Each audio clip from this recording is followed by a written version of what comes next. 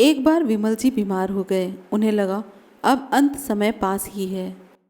सोचा मरने के बाद मेरे बच्चे घर की जमीन जायदाद को लेकर झगड़ने न लगें, क्योंकि ये पैसा सगे भाइयों में भी दरार पैदा कर देता है। उनके जाने के बाद कहीं बच्चे उन्होंने सालों में जो समाज में इज्जत कमाई है वो कहीं मिट्टी में न मिला दें। ये सोचकर विमल जी का दिल बैठा जा रहा था।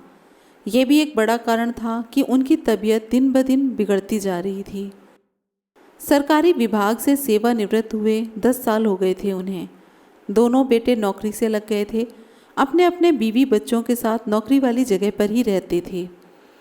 कभी कभी 30 त्योहारों पर आ जाते थे 1-2 दिन के लिए। एक बेटी थी, उसको भी अच्छे घर में ब्याह दिया था। पत्नी सुशीला जी और विमल जी अकेले रहते थे।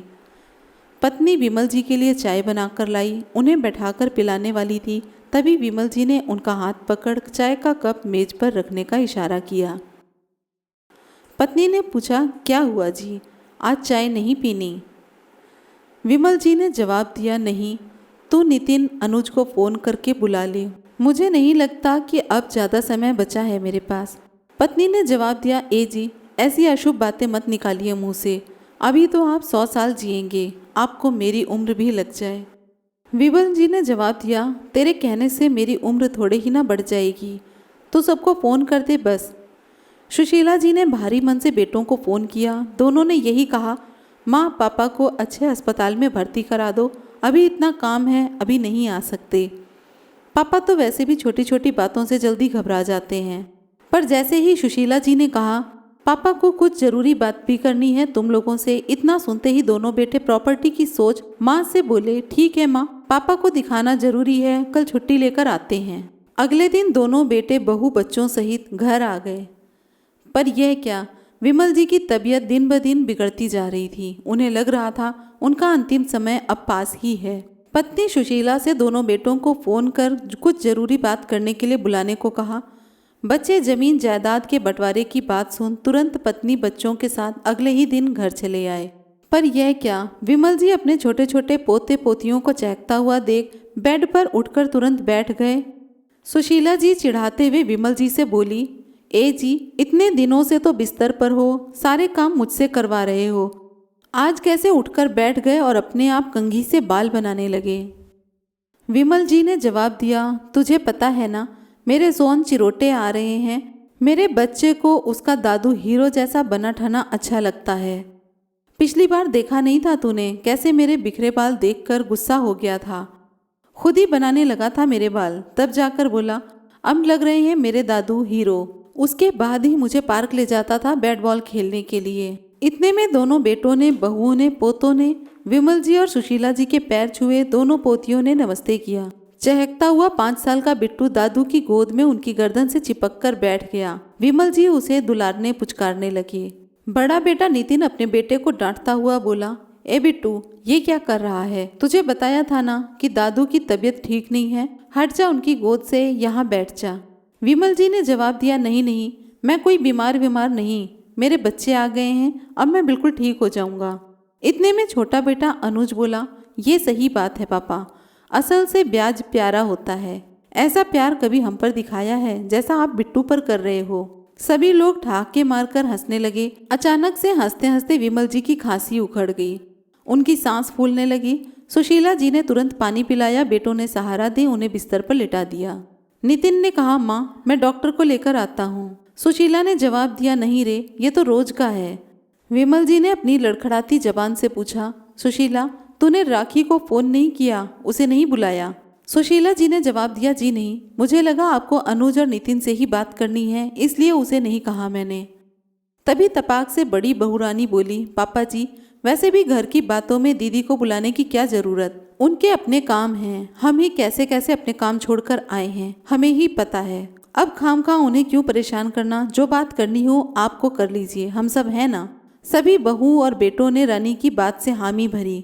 तभी पता नहीं कहाँ से विमल जी में इतनी ताकत आ गई कि दहाड़ती हुई आवाज में बोले, खबरदार, अब एक भी शब्द आगे कहा तो। राखी तुम्हारी ननद इस घर की सबसे बड़ी बेटी है। इस घर के लिए किए जाने फैसलों को जानने का हक उसे भी उतना ही है जितना तुम्हें है। इसलिए उसे भी बुलाना उतना ही जरूरी है जितना तुम लोगों को। सकपकाती हुई आवाज में रानी बोली, वो पापा जी, मैं तो ये बस इसलिए बोल रही थी कि दीदी को भी काम होंगे, हम हैं तो आपकी देखभाल करने के लिए। आप कह रहे हैं तो मैं कर देती हूँ दीदी को फ़ोन, इसी बहाने हम सब मिल लेंगे। विमल जी बिल्कुल नारियल की तरह स्वभाव के थे, ऊपर से सख्त और अंदर से बिल्कुल मुलायम। उन्होंने रानी से कहा, ठीक है बहू, उसे आ जाने दो, फिर बात करता हूँ। अनुज, नितिन, घर की दोनों बहुएं दूसरे कमरे में गए।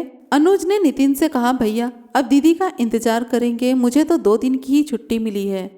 कब पापा अपनी बात बताएंगे, मेरा टाइम वेस्ट हो रहा है। नितिन ने जवाब दिया, हाँ हम तो बहुत फ्री हैं ना, हमें तो जैसे महीने की छुट्टी मिली है। तू भी कैसी बात करता है, हम भी 2 दिन की छुट्टी पर ही आए हैं। फिर नितिन ने अपनी पत्नी रानी से पूछा, रानी, राखी दीदी कब आ रही हैं, तुमने फ़ोन किया? रानी ने जवाब दिया, हाँ कह रही रात तक पहुंच जाएंगी। तभी सुशीला जी की आवाज़ आई, नितिन सुनना जरा। दोनों बेटे आंगन में आ गए। तब सुशीला जी ने कहा, इनकी दवाइयाँ खत्म हो गई हैं, अभी तक तो सामने वाली नीता आंटी का बेटा ले आता था, पर अब तुम लोग आ गए हो तो ले आओ। अच्छा नहीं लगता उनसे कहना जब घर में 2 बेटे हैं। नितिन ने पर्चा देखा, उस पर पिछला बिल 7,000 का बना था। इतने पैसों का बिल देख नितिन अनुज से बोला, अभी सफ़र की थकान है, सिर दर्द हो रहा है, तू ले आ दवाई। अनुज ने पर्चा देखा, वो भी सकपका गया। वो कुछ कहने ही वाला था, तब तक सुशीला जी अंदर से आई और बोली, ये ले नितिन पैसे, इतने में आ जाएगी दवाई। तब जाकर दोनों भाइयों की सांसों में सांस आई, ऐसा लगा जैसे किसी ने उनका कलेजा मांग लिया हो। माँ बाप बच्चों के लिए कुछ भी करते हैं, पर ये बच्चे, खैर चलिए आगे बढ़ते हैं। शाम के समय घर की बड़ी बेटी राखी दोनों बच्चों के साथ आ गई। आते ही अपने पापा के गले लग काफ़ी देर तक रोती रही। शिकायत करती हुई बोली, बताया क्यों नहीं पापा, इतनी तबीयत खराब कर ली आपने अपनी। भाभी ग्लास लेकर आइए, जूस लेकर आई हूँ, पापा को अपने हाथों से पिलाऊंगी, तंदुरुस्त करना है पापा को। विमल जी ने कपकपाते हुए बोला, तू मेरी फिक्र छोड़, मेरे तो कब्र में पैर रखे हैं, इतना लंबा सफ़र करके आई है, पहले चाय नाश्ता कर ले। राखी ने जवाब दिया, बोला तो जा नहीं रहा, पहले आप जूस पीजिए तभी मैं कुछ खाऊंगी। अपने हाथों से बिटिया रानी ने उन्हें जूस पिलाया। यह सब देख बेटे बहू एक दूसरे की तरफ इशारा करने लगे। खाना पीना खा सभी लोग अपने अपने कमरे में चले गए। राखी बोली, मैं पापा के पास ही सो जाऊंगी। विमल जी बोले, तू यहाँ मत सो, जा कूलर में सो जा, मेरे बलगम की बदबू आती है मेरे कमरे से, तेरी सोना भी तेरे बिना नहीं सोती। राखी ने कहा, तो भैया आप सो जाइए, इतने दिनों से माँ पापा का ख्याल रख रही हैं, अब हमें उन्हें थोड़ा आराम देना चाहिए। इतना सुन नितिन बोला, पापा मैं सो जाऊंगा आपके पास, पर अब सब लोग आ गए हैं, आपको कोई ज़रूरी बात करनी थी ना, अब कर लीजिए। विमल जी ने सबको आंगन में इकट्ठा होने के लिए बोला। विमल जी अपनी पुरानी लकड़ी की कुर्सी पर अपना डंडा संभालते हुए बैठे। उन्होंने एक लंबी सांस ली और बोले, पता है ना बच्चों, तुम लोग जब छोटे थे तब तुम्हारी माँ की नौकरी का पत्र आया था। खुशी के मारे तुम्हारी माँ फूली नहीं समा रही थी, लेकिन अगले ही पल जैसे उसने दूध मुँहे अनुज की तरफ देखा, उसे उठा सीने से लगा लिया, उस पत्र को बक्से में डाल दिया। तुम तीनों की परवरिश में हम दोनों ने बहुत ही आर्थिक तंगी का सामना किया। मेरी छोटी सी क्लर्क की नौकरी में पूरी कोशिश करी कि तुम लोगों को किसी चीज़ की कमी ना हो।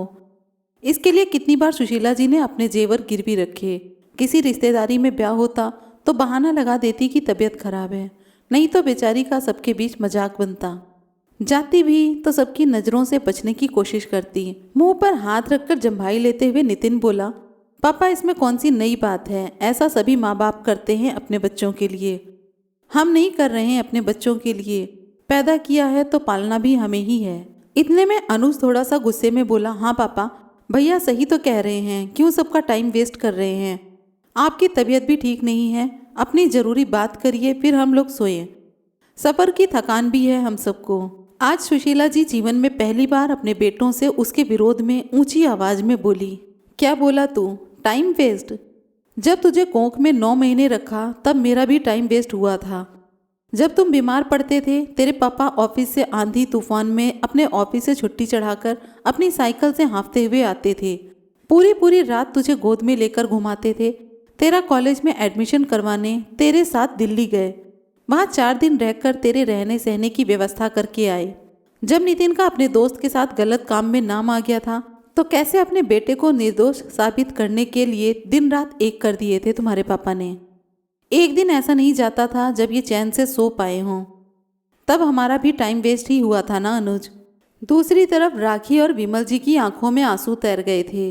राखी ने कहा, भैया माँ तो सही कह रही है, पापा अपने मन का कुछ कहना चाहते हैं तो सुन लीजिए ना। ये हमारे माँ बाप जब हमसे दूर चले जाएंगे तो इनकी आवाज़ को भी तरसेंगे हम कि कहीं से पापा आवाज़ लगा दें। नितिन ने कहा, क्या ये इमोशनल ड्रामा लगा रखा है दीदी? बी प्रैक्टिकल, जो दुनिया में आया है उसे तो जाना ही है। ये सब तो नॉर्मल बातें हैं जो माँ पापा ने की। विमल जी ने कहा, तो ठीक है, मैं अपनी बात पर आता हूँ बेटा, तुम लोगों का टाइम वेस्ट नहीं करूँगा। तो मेरा पहला फैसला मेरे इस घर को लेकर है। बच्चों, मैंने ये घर अपने पोतों के नाम किया है क्योंकि इस घर से मेरी और सुशीला की बहुत सी यादें जुड़ी हैं। मैं नहीं चाहता कि मेरे दुनिया से जाते ही तुम लोग इस घर को बेचकर अपनी नौकरी वाली जगह पर बस जाओ। इसी बहाने तुम लोग और मेरे नन्हे मुन्ने इस घर में आते जाते रहेंगे। वैसे भी अच्छी विकसित कॉलोनी में हमारा घर है, जमीन की कीमत बढ़ेगी ही, घटेगी नहीं। मेरे पोतों को भी ये घर उनके 18 साल के होने पर ही मिलेगा। जब तक सुशीला जी हैं वो रहेंगी, फिर तुम लोग इसकी देखभाल कर सकते हो। नितिन बोला, ये क्या पापा, इतने सालों में तो ये घर खंडहर हो जाएगा और हम तो बेचेंगे ही इस घर को जब हमें रहना ही नहीं है। विमल जी ने बोला, तो तूने पहले ही सोच लिया कि तू इसे बेचेगा? जब मैं इतने सालों तक इसे वैसे का वैसा संभाले रहा तो क्या तुम लोग अपनी जेब से हर साल कुछ पैसा खर्च कर इस घर की मरम्मत रंगाई पुताई नहीं करा सकते? ये बाल धूप में सफ़ेद नहीं किए हैं बेटा। मुझे पता है तुम लोगों की ऐशो आराम की जिंदगी अंत समय में तुम्हारी जेब में एक भी पैसा नहीं रहने देगी। ये घर मेरे पोतों के लिए सोने की मुर्गी साबित होगा। और फिर विमल जी आगे बोले, मेरी जितनी आरडी एफडी हैं वो मैं सुशीला को दे रहा हूँ। अगर वो बीमार पड़े तो उसका अच्छे से अच्छा इलाज हो सके।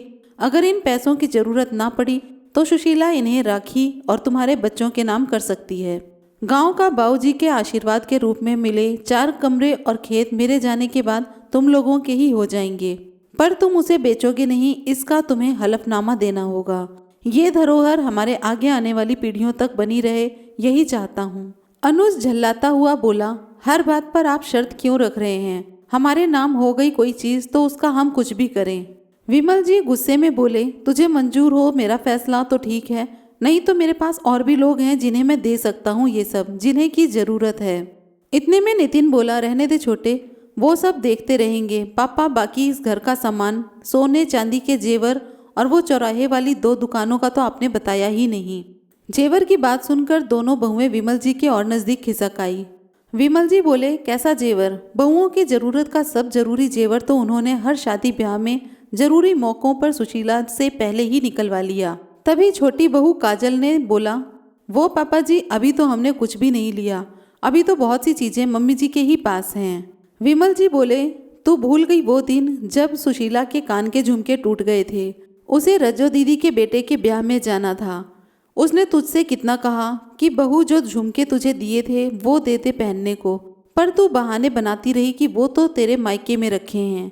बेचारी सुशीला कुछ ना कह पाई, चुपचाप आंसू बहाते हुए नकली झुमके साड़ी में ढककर पहनकर चली गई। पूरी शादी में सबसे नजरें चुराती रही कि कहीं कोई पहचान न ले। तुम्हारे ससुर की बनवाई हुई चीज़ों पर उसकी पत्नी हक नहीं दिखा सकती, फिर तो मैं दुनिया का सबसे असहाय पति हुआ जो अपनी पत्नी की ज़रूरतों को पूरा नहीं कर सकता। इतने में बड़ी बहू रानी बोली, तो पापा जी, मम्मी का क्या इस उम्र में वो मांग टीका झुमके जेवर पहनी अच्छी लगेंगी? ये तो बहुओं पर ही शोभा देता है। इतने में बीच में ही काजल बोल पड़ी, और क्या, वो 10 तोले की पायल मम्मी जी पर क्या अच्छी लगेगी? मम्मी जी, आप मुझे झुमके और पायल दे दो और दीदी को मांग टीका दे दो। दीदी को तो वैसे ही पहले ही मुझसे ज़्यादा मिल चुका है। इतने में बड़ी बहू रानी बोली, छोटी है छोटी ही रह, समझी काजल, क्या ज़्यादा मिल गया मुझे? झुमके तो मैं ही लूँगी। दोनों बहुएं तू तड़ा पर उतर आई। ये सब देख नितिन तेज आवाज में बोला, चुप करो दोनों, एक भी शब्द आगे कहा तो जो भी घर की सोने की चीज़ें तुम्हें मिली हैं उसे वापस माँ के पास आने में समय नहीं लगेगा। दोनों बहुएं नितिन की तेज आवाज़ से डर जाती हैं, घूंघट लंबा कर पीछे की ओर खिसक जाती हैं। पापा, अब जो जेवर माँ के पास हैं उसे उन्हीं के पास रहने दो।